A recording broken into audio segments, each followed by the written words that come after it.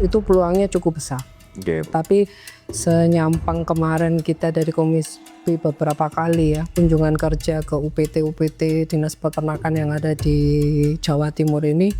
Jadi artinya kami masih melihat sebetulnya peluang itu ada, tetapi ada sesuatu yang tidak berkembang di sana. Menurut kami tolonglah dipermudah sehingga kita berbicara MBG salah satu unsur menunya anak-anak adalah susu. Kenapa kok tidak dipakai potensi yang ada di daerahnya masing-masing? Saya berharap Pemprov ini dengan aset-aset itu benar-benar bisa memaksimalkan ya berinovasi sesuai dengan zamannya. Kalau memang harus seperti sekarang ini harus model seperti apa ya monggo dilaksanakan gitu kan. Kalaupun target bisa ditingkatkan kenapa tidak?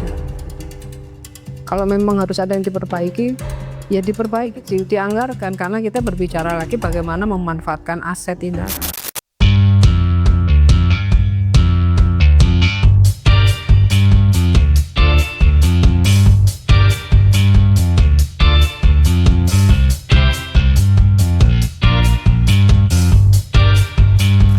Hajah Djajuk Rendra Kresna SEMM, anggota DPRD Provinsi Jatim, pada bulan Juni 2025 resmi menjabat sebagai Ketua Dewan Pimpinan Daerah Partai Nasdem Kabupaten Malang, akrab disapa Bunda Djajuk, juga aktif sebagai Ketua Palang Merah Indonesia Kabupaten Malang. Aktif juga di Gabungan Organisasi Wanita Kabupaten Malang. Senantiasa menginspirasi dan berdedikasi terhadap pemberdayaan perempuan di Kabupaten Malang. Bunda Djajuk juga aktif di Gerakan Pramuka Kabupaten Malang, menjadi Ketua Kuarcap Kabupaten Malang periode 2020 sampai dengan 2025.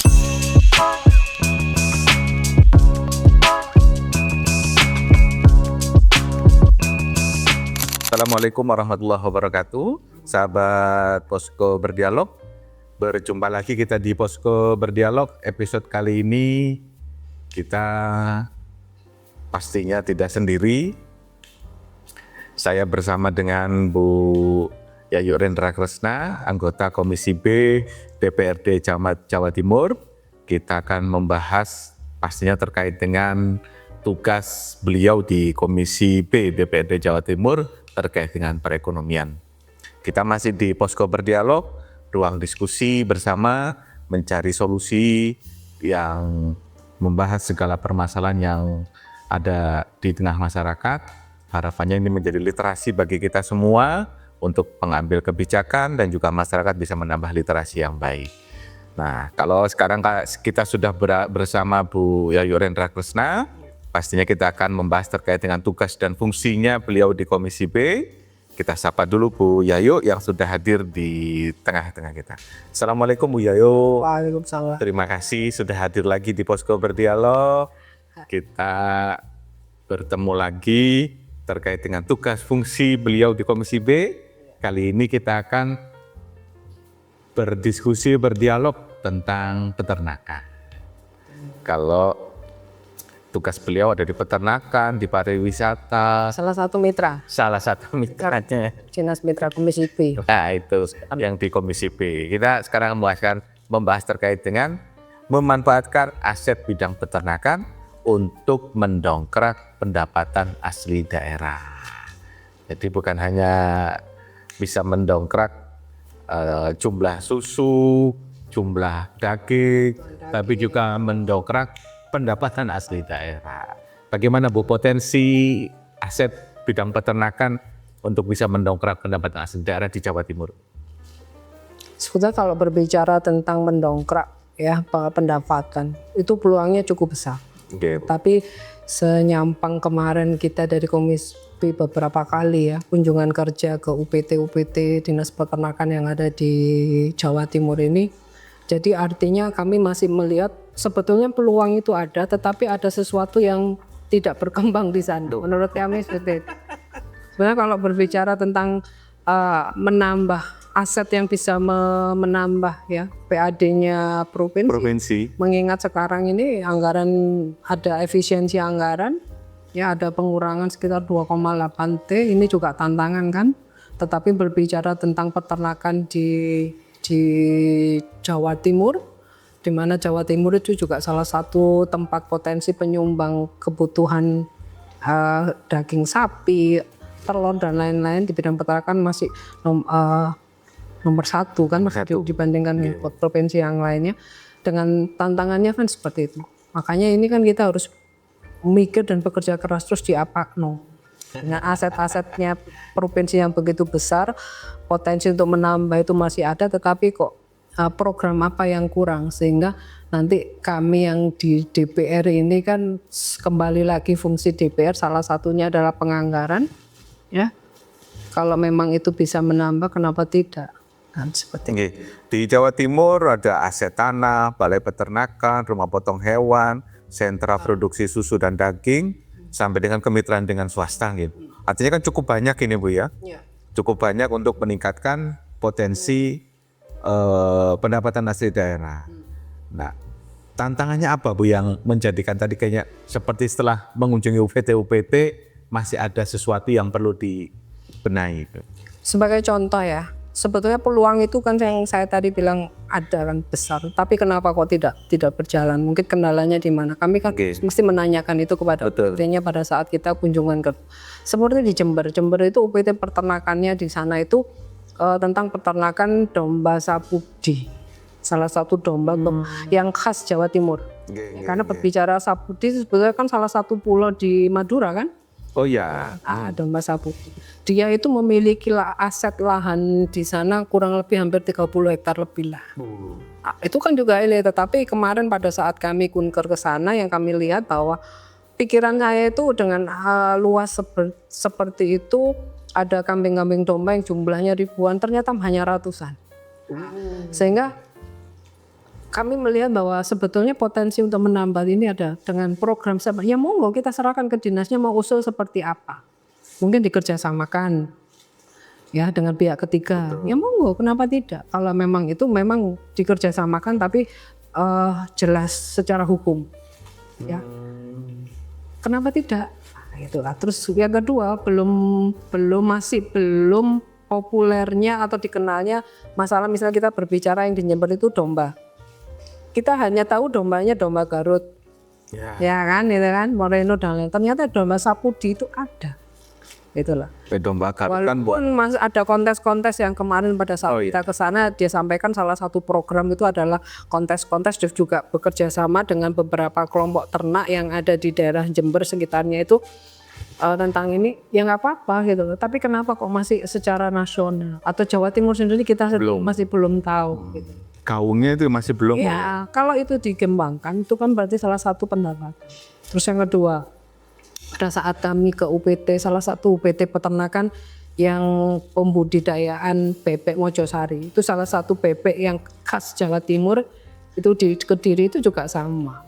Artinya yang kami lihat juga yang di Magetan itu ayam gaok sama ayam Arab. Itu juga potensinya sebetulnya besar. Pada saat di Magetan kami tanya kenapa kok ini, karena dia di laporannya UPT-nya dia punya kurang lebih itu 9 kandang, tapi yang bisa dimanfaatkan hanya 3 sehingga dengan alasan sebenarnya loh kenapa kok tidak dianggarkan perbaikannya, sehingga kalau targetnya itu namanya target itu kan harus tinggi. Nah, itu kan bukan hanya asal-asal. Yang penting misalnya targetnya kecil sekali hanya 250 juta setahun gitu kan. Dia bisa mengumpulkan misalnya 310 juta. Berarti kan sudah lebih dari 100% beliau. Tapi kan enggak maksimal. Kenapa kok kalau dengan 3 kandang yang alasannya yang 7 masih ada yang rusak kategorinya ini, kenapa kok enggak diajukan pada saat penyusunan anggaran itu diusulkan? Kan kita kan juga realistis. Kalau itu memang bagian bisa menambah PAD yang kan memang bukan penambah penghasilan utama kan. Betul. Ya walaupun itu, tapi kan kalau bisa maksimal kan bagus. Karena lebih banyak ke retribusi ya. Betul. Potong hewan itu retribusi. Makanya saya sering kalau pas ke UPT itu kenapa sih kok kita itu, jujur kalau saya pribadi ya, karena di periode kemarin saya di Komisi E kan 5 tahun, di Komisi B ini saya banyak ini, oh ternyata ada domba sapudi, ada bebek, ada ayam, ada sapi Madura yang khas Jawa Timur. Kita kan manggil. Terus yang kedua potensi menambah penghasilan untuk PAD dengan kerjasama. Kenapa tidak? KUD justru sapinya lebih banyak kalau kita berbicara tentang susu kan. Kemarin hari Selasa kemarin saya Komisi B kunker ke KUD Tani Makmur di Pasuruan. Itu mereka KUD-nya sudah sangat besar, bagus. Ya, tadi dia di kandangnya itu hanya sudah ada sekitar 300 sapi. Di luar dia beli KUD ini kerjasama dengan kelompok peternak masyarakat yang dititip-titipkan, tapi bisa menghasilkan satu produk susu yang bagus, perkenalan di perizinan. Lah kalau nggak lapor dari kemarin kan kita bisa dampingi dari dinas. Kemarin tuh baru ketahuan, tolonglah dipermudah sehingga kita berbicara MBG salah satu unsur menunya anak-anak adalah susu. Kenapa kok tidak dipakai potensi yang ada di daerahnya masing-masing? Seperti nah itu yang banyak potensi sebenarnya bisa kita arah tuh. Banyak tuh. Termasuk di Kabupaten Malang, Bu. Kabupaten Malang itu punya 12.000 peternak dengan jumlah sapi itu mencapai 83.000 kalau tidak salah. Ya.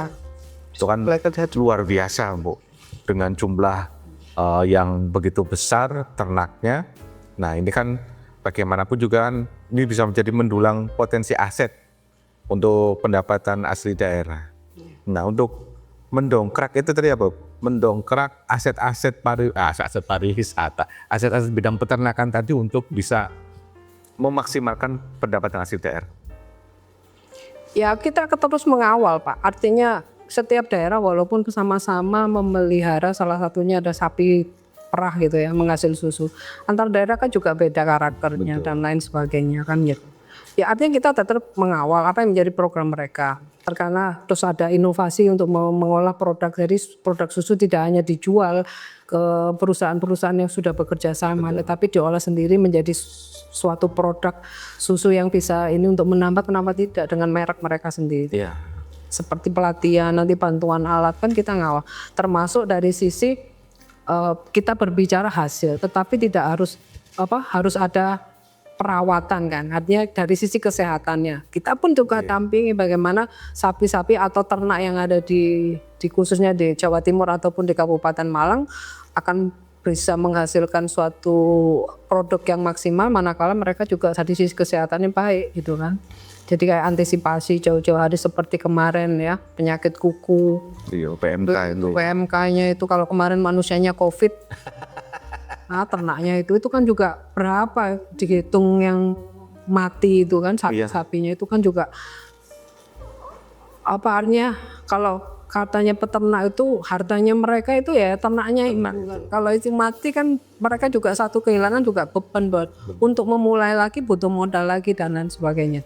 Artinya dalam hal ini juga pemerintah tetap menggandeng misalnya ada peternak-peternak yang mungkin karena PMK kemarin ada yang banyak yang mati, mungkin ada bantuan ternak, mungkin ada yang mungkin sistemnya seperti apa, monggo kami serahkan ke dinas sesuai kemampuan provinsi kan. Betul. atau daerahnya kan mau di model gratis atau misalnya harus modelnya dicicil murah dan lain sebagainya, itu kan bisa kan? Sangat bisa. Iya, artinya kan diberikan kemudahan itu.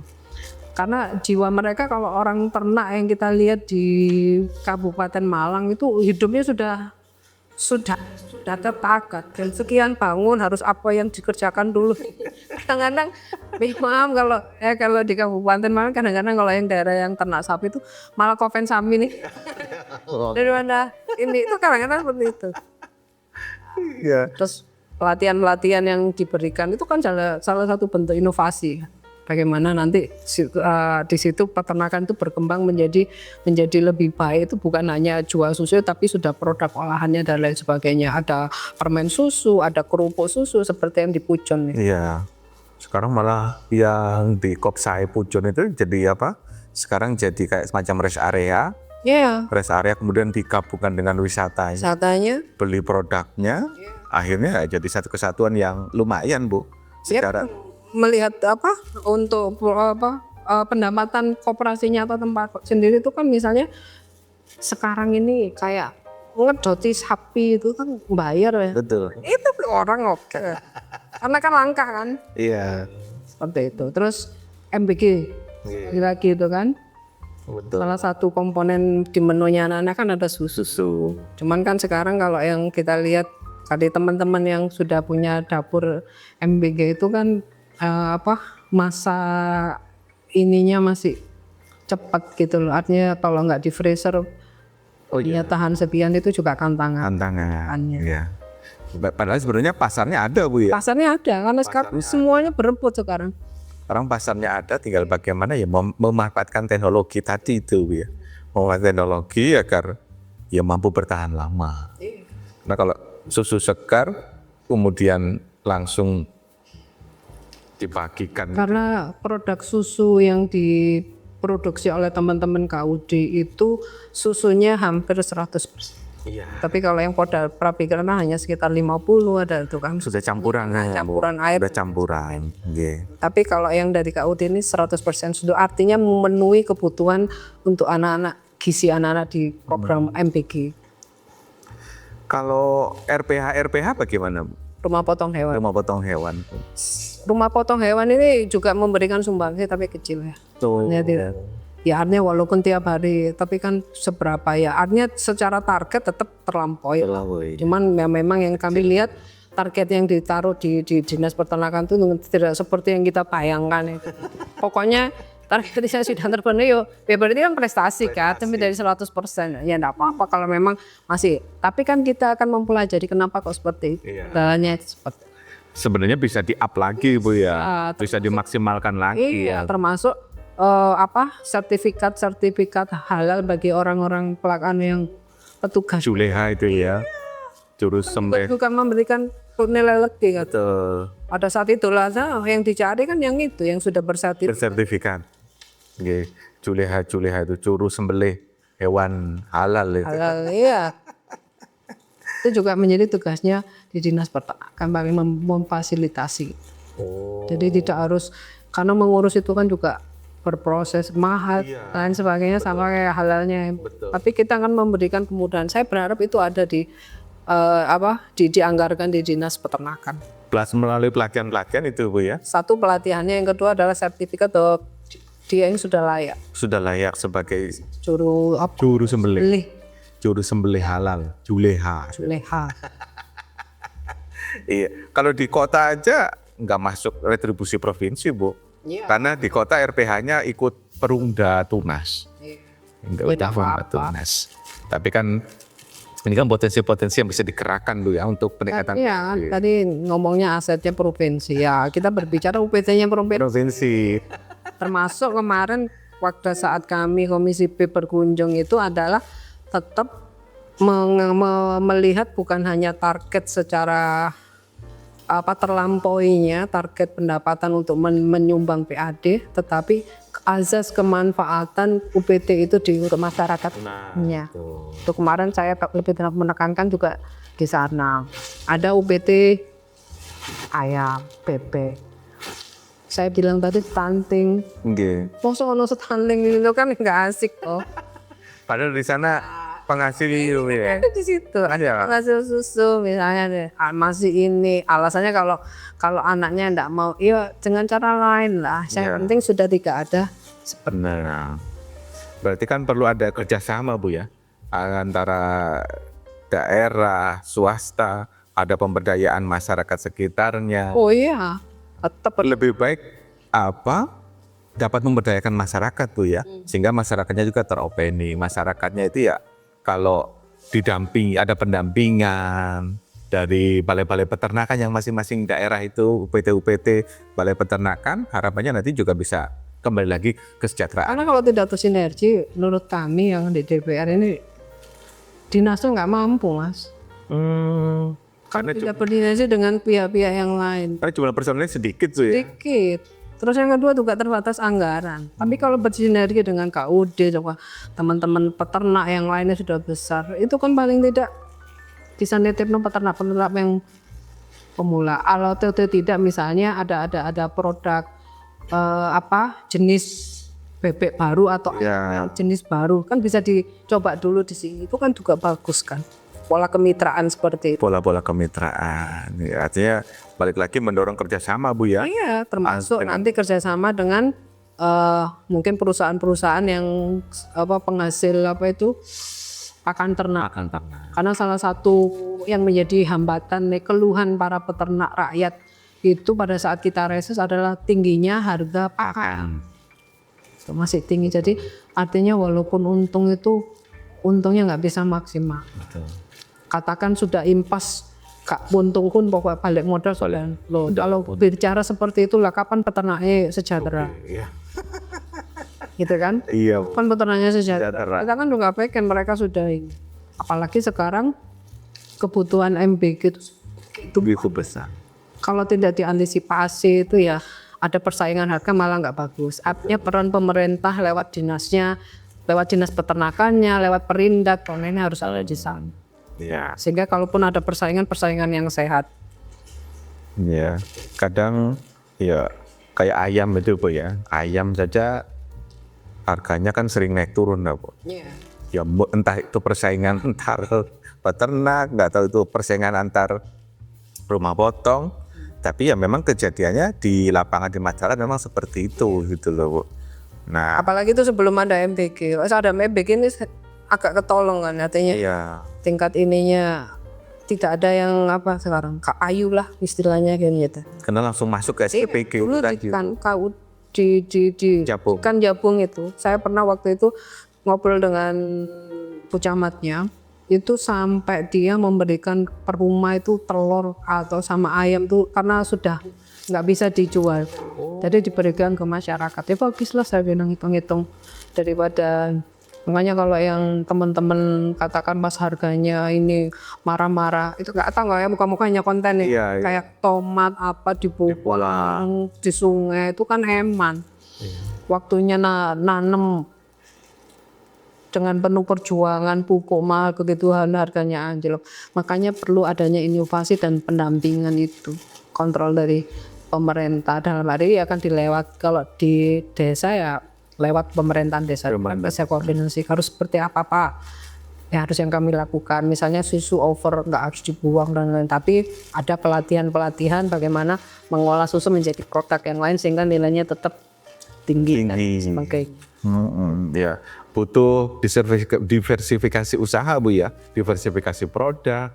Harapannya tadi produk-produk tadi ya bisa bernilai ekonomis yang lebih tinggi lagi daripada sekedar dibuang. Ya memang belakangan kan sering Bu ya, harga tomat jatuh, Ya kan emang wah, atau dibiarkan saja sampai busuk.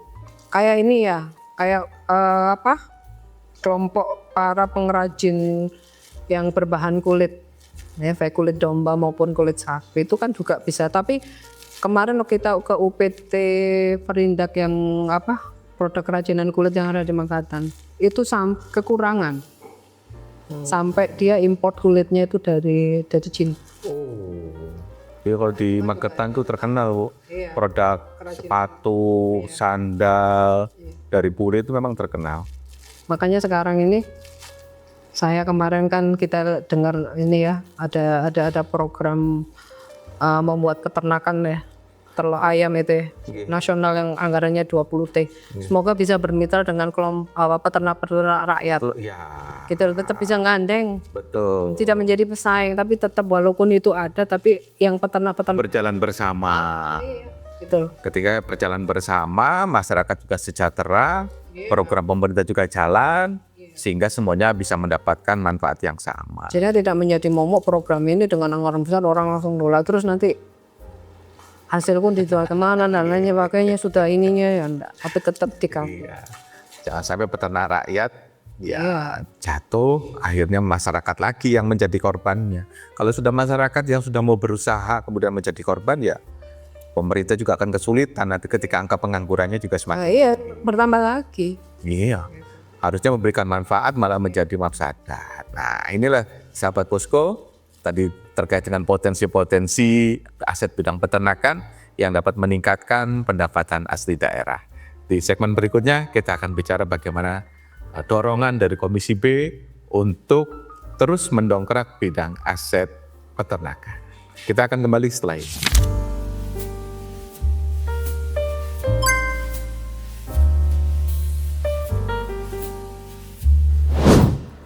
Sahabat Posko, kita kembali lagi di Posko Berdialog, masih bersama dengan anggota Komisi B DPRD Jawa Timur, Bu Yayu Rendra Kresna, yang kita masih membahas terkait dengan pemanfaatan bidang peternakan untuk meningkatkan pendapatan asli daerah. Tadi kita sudah ngomong soal potensi yang bisa dikembangkan. Nah, ini bagaimana dengan melihat peluang investasi dan kemitraan dengan swasta dalam pengembangan peternakan di daerah. Bagaimana kira-kira peluang-peluang investasi dan kemitraan dengan swasta untuk peternakan di daerah bagaimana? Kalau berbicara peluang, tentunya kembali lagi tetap peluangnya sangat besar. Sangat besar, ya. Tetapi model kemitraan seperti apa? Yang artinya tidak hanya lebih menguntungkan satu pihak, tetapi benar-benar dua pihak. Dan apalagi kalau di sini kita berbicara tentang pemerintah provinsi, kami yang di Jawa Timur tentunya bagaimana nanti kalau mitranya itu dengan provinsi, tapi provinsi langsung ke peternak. Harus kembalinya ke sana. Mau di model kayak kalau di UMKM kan dulu ada Bapak Asuh untuk di bidang peternakan barangkali seperti itu bisa. Tidak gitu loh. Tapi tentunya kita kembalikan lagi ke masyarakat dari pola kemitraan itu. Artinya teman-teman peternak rakyat itu tetap harus dilibatkan. Jadi tidak ada MOU hanya provinsi sama pihak swasta, tetapi tetap keterlibatan sehingga keluhan mereka itu bisa didengarkan. Kalaupun ada kesulitan seperti apa atau hambatan seperti apa itu bisa diminimalis. Seperti itu, keterlibatan masyarakat sehingga masyarakat ini juga merasa diajeni, mau ada pola kemitraan tetapi pemerintah ada di sana. Ya, pemerintah tetap hadir. Iya, karena namanya kerjasama itu kadang-kadang kan berjalannya waktu itu kan miskomunikasi dan miss yang lainnya. Betul. Tetapi peternak ini teman-teman peternak ini merasa juga roto ini karena ada pemerintah di belakang akan siap membela dan membacking istilahnya. Membackup ya para peternak. Ya, backup peternak itu. Oke, kalau ngelihat dari potensi yang ada di Malang Raya Bu ya, di dapil Ibu ini, kira-kira peternakan yang ada apa peternakan apa yang paling menjanjikan gitu loh kalau di Malang Raya ini? Kalau sejauh ini saya lihat masih sapi. Masih sapi. Iya. Jadi kayak Malang Barat itu mayoritas mulai Pucon dan Tanggal Sembon itu juga mayoritasnya selain tani mereka juga peternak sapi perah itu susu itu. Terus di Batu juga ada, makanya ada KUD Batu, ada KUD Pucon. Di Jabung itu ternyata yang katanya daerahnya Roto ini ternyata peternakan juga di sana sapi perah ya. Sama sapi perah juga bermitra kan teman pakan ini dengan dititipkan ke masyarakat, artinya juga mengurangi bebannya, tinggal setor. Nanti kalau waktunya ganti ya diganti sama ini kan sapinya itu. Kalau sudah waktunya usianya sudah produksi susunya sudah ini. Akhir ya. Iya harus dipindah mungkin ya. Jadi sapi potong. Iya seperti kulitnya nanti kemana? Iya betul. Nah, kalau di Kota Malang juga sama Bu. Tapi kalau di Kota Malang bukan sapi perah Bu. Sapi daging. Iya, karena kebutuhan daging juga masih cukup tinggi kan. Iya. Apalagi nanti menjelang hari raya Idul Fitri dan sebagainya. Sama kayak mau liburan Nataru ini Bu. Iya. Nataru selalu Natal tahun baru kebutuhan daging sapi juga semakin meningkat. Kalau di Kota Malang itu di daerah Sanan itu Bu. Di daerah Tempe. Jadi dia siklusnya limbah tempe itu Bu. Oh untuk pakan ya? Untuk pakan sapi dan itu cepat pengemukannya Bu. Iya. Pengemukannya. Waktu saya main ke sana itu di situ sudah ada dibuat dengan biogas. Iya. Jadi buangan kotornya sapinya menjadi biogas dan sudah ada sekitar 18 rumah yang menggunakan gratis LPG biogas itu. Ya bagus lah. Artinya tidak ada yang terbuang sia-sia. Betul. Padahal di tengah kota itu Bu. Yang penting baunya. Iya. Baunya udah. Kalau di situ karena daerahnya agak di belakang, baunya juga enggak terlalu karena langsung kotoran itu masuk ke biogas. Masuk ke biogas sehingga bisa diminimalisir. Kalau saya tanya itu di sana bagaimana perputaran cepat Iya. 2 bulan itu 1 bulan sudah kemuk-kemuk sudah keluar. Iya kan, karena kalau untuk kebutuhan hijauan, pakan hijauan itu kan juga apalagi di kota kan sulit. Gitu kan. Makanya beberapa asetnya Pemprov di Dinas Peternakan yang tanahnya masih luas-luas itu kan juga kerjasama untuk ditanami rumput dan lain sebagainya. Salah satu bentuk pelatihannya adalah bagaimana membuat pakan ternak yang dalam bentuk silase. Jadi kan kapan tadi saya reses itu bulan kemarin itu kan ada salah satu peternak di Karangploso.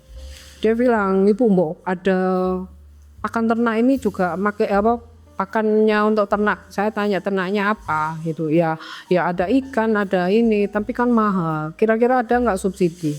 Saya tanya dulu, tak pelajari dunia ya Pak. Rasanya kalau subsidi pakan ternak nggak ada deh, saya bilang gitu. Tapi seandainya misalnya ada pelatihan, mau nggak? Karena lebih manfaat kan, latih untuk membuat pakan ternak.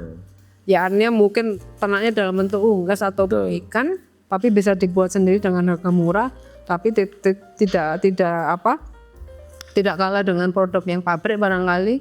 Tapi dan kualitas dagingnya itu juga bagus, kenapa tidak? Artinya melihat bahwa asetnya Pemprov ini, katakan kerjasama dengan peternak besar dan lain sebagainya. Memang itu juga ini, tapi tetap kembali lagi ke manfaat.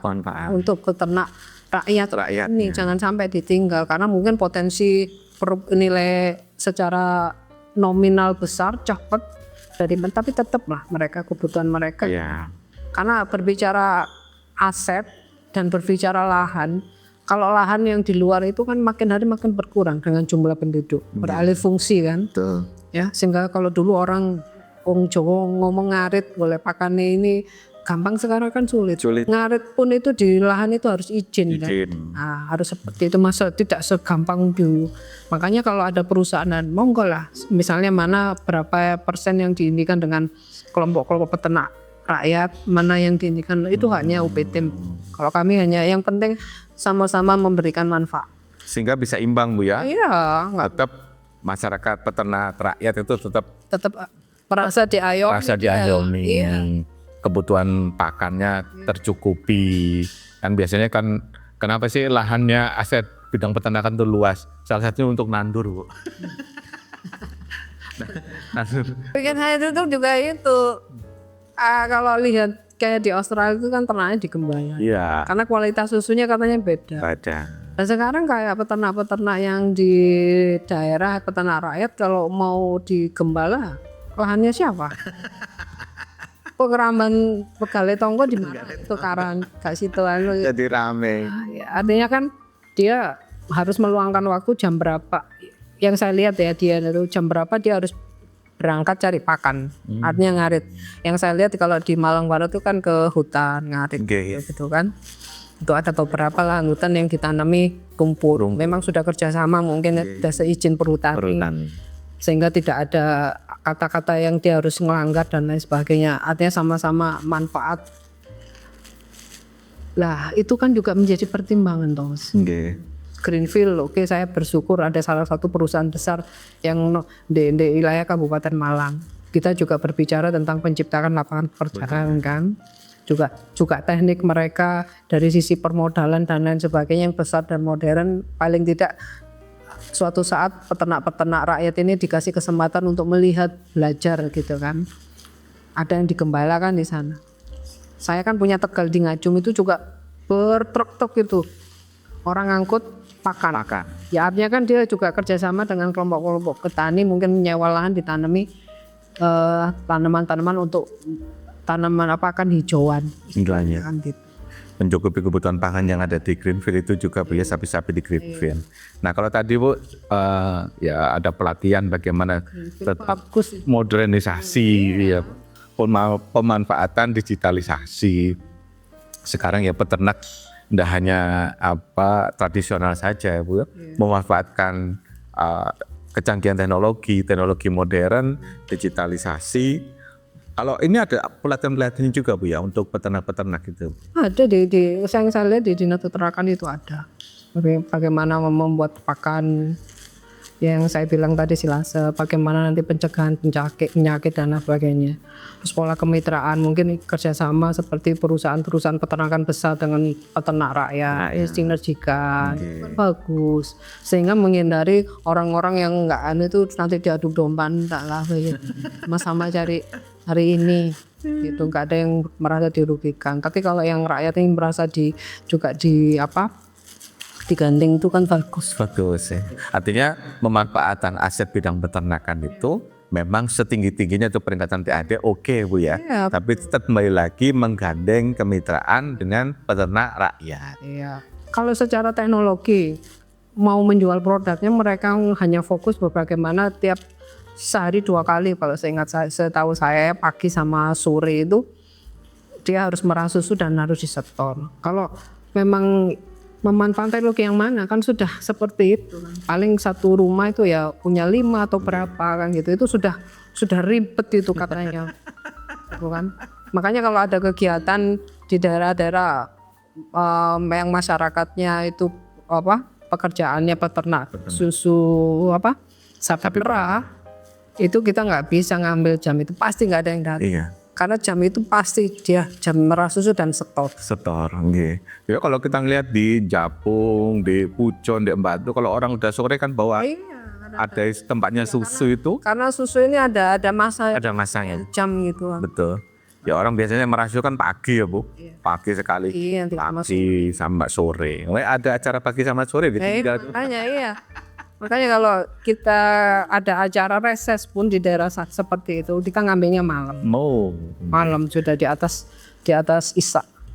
Yang di Tegalan itu sudah pada pula, yang pernah sudah pada masuk semua, tinggal manusianya masuk ke rumah. Iya, karena kalau enggak, ya kan kita pun artinya reses ini kan kesempatan anggota DPR ketemu dengan konstituen, menerima masukan, saran, kritik apapun lah yang dilewatkan ke DPR pada pemerintah.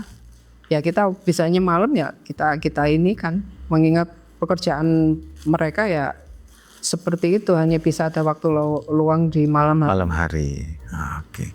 Oke Bu, ini kira-kira apa Bu pesan untuk pemerintah daerah agar aset peternakan menjadi motor pertumbuhan ekonomi di daerah? Saya berharap Pemprov ini dengan aset-aset itu benar-benar bisa memaksimalkan ya berinovasi sesuai dengan zamannya. Kalau memang harus seperti sekarang ini, harus model seperti apa ya monggo dilaksanakan. Gitu kan. Kalaupun target bisa ditingkatkan kenapa tidak? Gitu. Kalau memang harus ada yang diperbaiki, ya diperbaiki, dianggarkan, karena kita berbicara lagi bagaimana memanfaatkan aset ini. Dan tentunya sekali lagi aset ini selain nambah PAD tetap kembali lagi bahwa aset itu lewat dinasnya memberikan asas manfaat, bukan hanya secara nominal PAD-nya provinsi naik, tetapi sekali lagi tetap bisa memberikan kesejahteraan untuk para peternak. Harapan saya apapun jenis ternak yang ada di Jawa Timur, bahwa pemerintah tetap harapan kami harus ada di sana. Nah itulah, jadi pemerintah harus hadir untuk meningkatkan kesejahteraan para peternak. Kalau para petani juga sudah jelas Bu, kalau petani Bu ya. Kalau peternak ini kan kadang-kala sering tidak menjadi pembicaraan gitu. Kalau pertanian jelas ada padi, ada macam-macam, ada palawija, macam-macam. Nah ini di bidang peternakan, mudah-mudahan para peternak juga bisa lebih sejahtera lagi. Kemudian aset-aset di bidang peternakan yang dimiliki oleh pemerintah provinsi bisa dikolaborasikan lagi dengan kemitraan dengan swasta, baik juga dengan peternak rakyat. Harapannya PAD juga meningkat, peternak rakyat juga sejahtera. Itu loh yang diharapkan oleh beliaunya. Terima kasih Bu Yayu sudah kita berdialog terkait dengan bidang peternakan, khususnya di pemanfaatan aset bidang peternakan untuk meningkatkan pendapatan asli daerah. Mudah-mudahan ini menjadi inspirasi bagi semuanya, bagi sahabat Posko, bagi para peternak di Jawa Timur. Jangan patah semangat untuk terus berinovasi, terus meningkatkan produksi peternakannya, peternakan apapun, bisa bermitra, berkolaborasi juga dengan pemerintah provinsi, khususnya bidang peternakan. Terima kasih sekali lagi Bu Yayu, terima kasih sahabat Posko. sudah terus stay tune bersama kita. Kalau ada kurang-kurangnya kami mohon maaf yang sebesar-besarnya. Wallahu a'lam bishawab. Assalamualaikum warahmatullahi wabarakatuh. Waalaikumsalam.